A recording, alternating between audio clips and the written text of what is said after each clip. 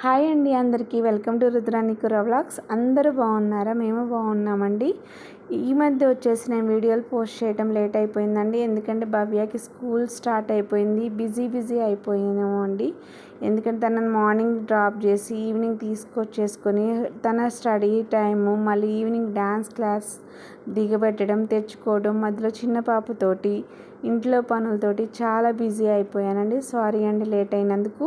ఇక్కడ వచ్చేసి మా వారు ఆఫీస్ నుంచి వస్తే కొరమైన ఫిష్ తీసుకొచ్చారండి. అక్కడ తక్కువ రేటుకి దొరుకుతుందని చెప్పేసి ఆ ముక్కలను అయితే ఫస్ట్ నీట్గా వాష్ చేసి పెట్టుకున్నానండి. తర్వాత మళ్ళీ కొంచెం స్మెల్ ఉంటుందేమో అని చెప్పేసి ఉప్పు, పసుపు, కొంచెం నిమ్మకాయ పిండేసి ఒక చెక్క వరకు నిమ్మకాయ పిండి 5 మినిట్స్ అలా స్టోర్ చేసుకున్నాను. తర్వాత కడిగేస్తే మనకు కొంచెం స్మెల్ కూడా వెళ్ళిపోతుంది.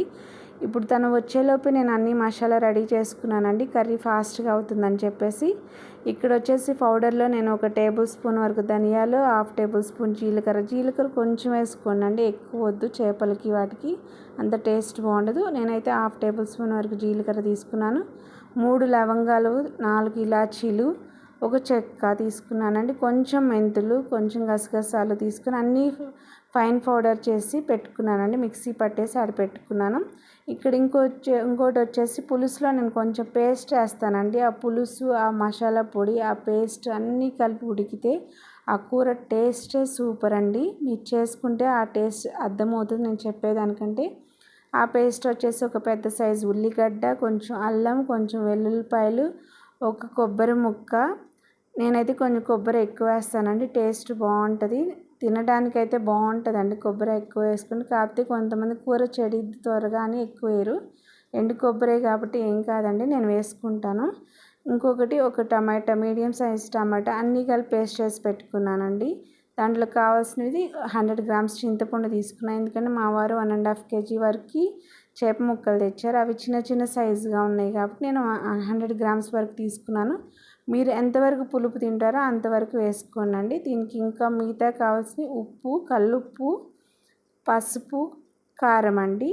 ఇక్కడ వచ్చేసి మూకుడు పెట్టుకున్నాను. అది హీట్ ఎక్కాకండి 3 టేబుల్ స్పూన్ వరకు ఆయిల్ తీసుకున్నానండి. చేపలకి ఎప్పుడైనా ఎక్కువ ఆయిల్ వేయకండి, కూర టేస్ట్ మారిపోతుంది. ఆయిల్ హీట్ ఎక్కాక నేను ఇక్కడ సగం ఉల్లిపాయ మాత్రమే ముక్కలు చేసుకున్నానండి. ఎందుకంటే పేస్ట్లో ఆల్రెడీ పెద్ద సైజు ఉల్లిపాయ వేసాను. ఇక్కడ ఆనియన్ అనేది ఎక్కువ వేసామనంటే కూర టేస్ట్ తీయదనం వస్తుందండి. అందుకని నేను తక్కువ వేసుకుంటా ఎప్పుడైనా ఉల్లిపాయ అనేది.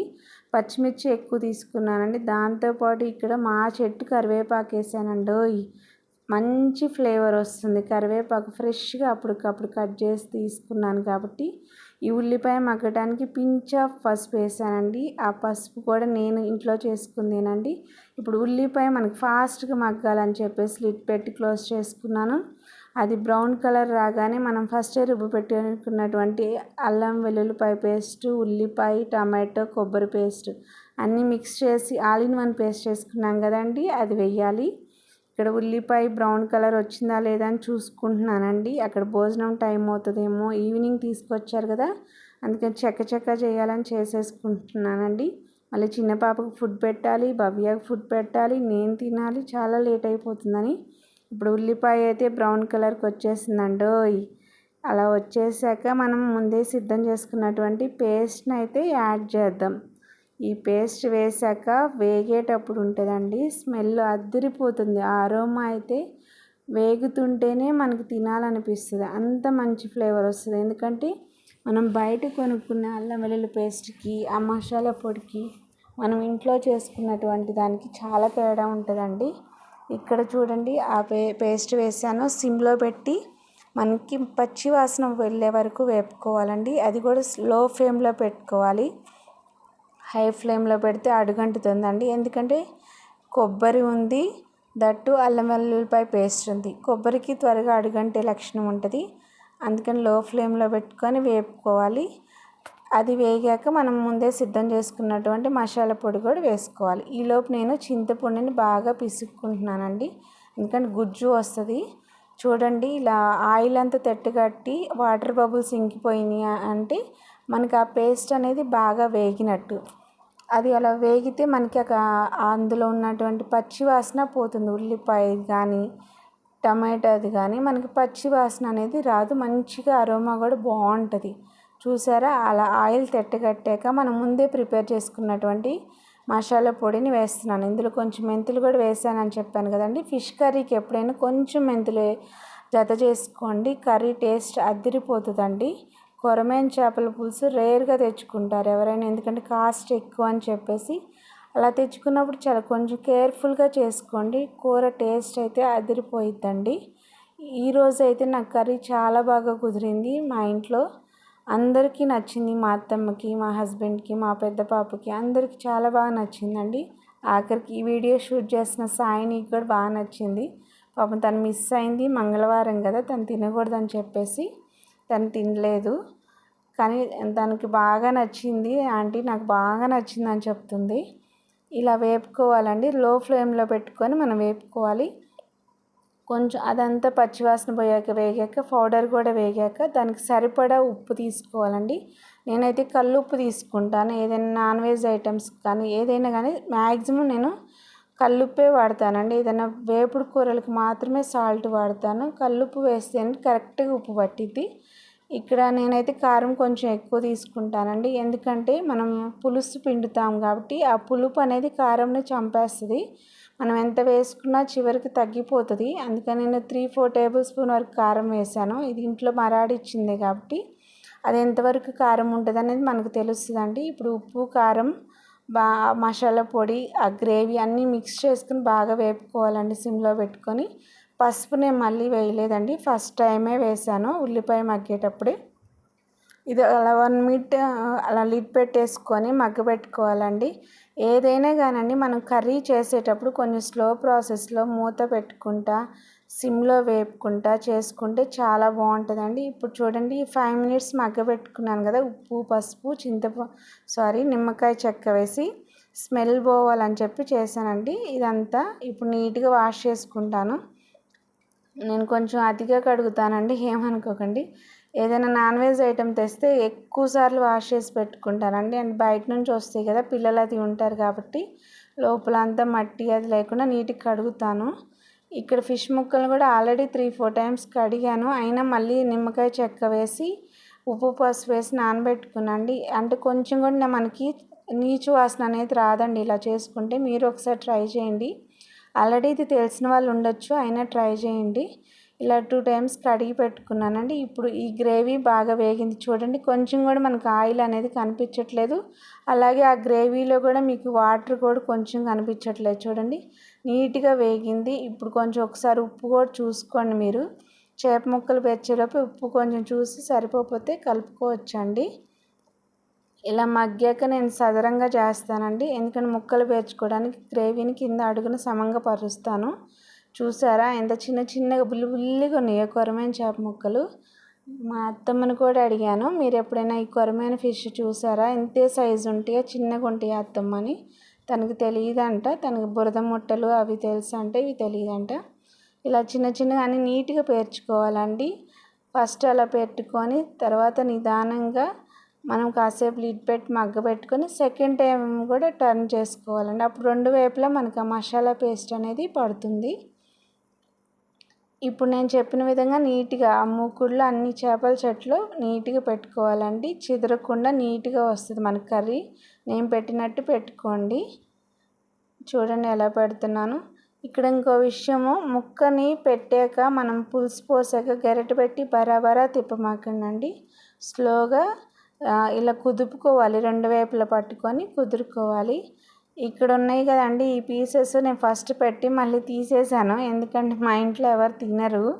వాటిని బుర్రలు అంటారంటే నాకు తెలియదు, సాయిని చెప్తుంది షూట్ చేస్తా. మా మమ్మీకి ఇష్టం ఆంటీ అని చెప్తుంది. మా ఇంట్లో ఎవరు తినరు, అందుకే ఫస్ట్ పెట్టి మళ్ళీ తీసేసాను. తీసాక మళ్ళీ తను మా మమ్మీకి ఇష్టం ఆంటీ అనేసి మళ్ళీ పెట్టేశానండి. వాటిని బుర్రలు అంటారు, తలకాయ ముక్కల్ని బుర్రలు అంటారంట వాళ్ళ ఊర్లో.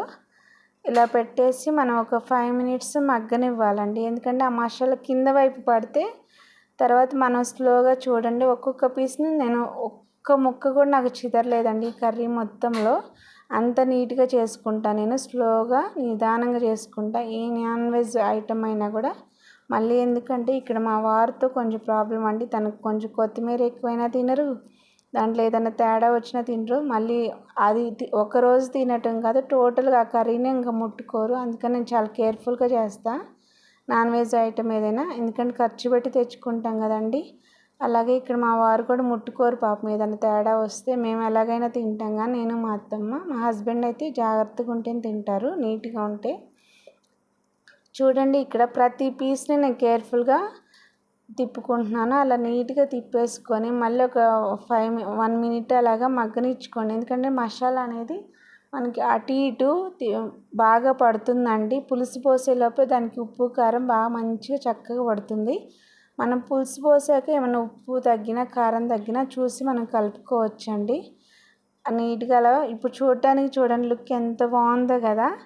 ఇలా ఉడుకుతున్నప్పుడే మధ్యలో భవ్య ఒకసారి వచ్చి మమ్మీ నాకు ఆకలేస్తుంది పెట్టవా అని అడిగింది. తనకి ఎందుకంటే చికెన్ మటన్ తను తిందండి, తనకి ఎక్కువ ఫిష్ అంటేనే ఇష్టం. అందుకని మేము మ్యాక్సిమం ఫిషే తెచ్చుకుంటాము, రేర్గా తెస్తాం మటను చికెను.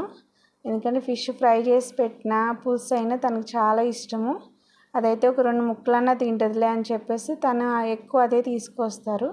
ఇప్పుడు ఇలా టర్న్ చేశాక ఒక 2 మినిట్స్ అలా మగ్గబెట్టేసుకున్నాం కదండి. ఇప్పుడు బాగా చిక్కగా పిండుకున్నటువంటి చింతపండు పులుసుని నేను జాలి బుట్టతోటి పోస్తానండి. ఎందుకంటే ఈ మధ్య సీడ్లెస్ చింతపండు అని చెప్పేసి కూడా దాంట్లో సీడ్స్ తొక్కలు అన్నీ వస్తున్నాయి.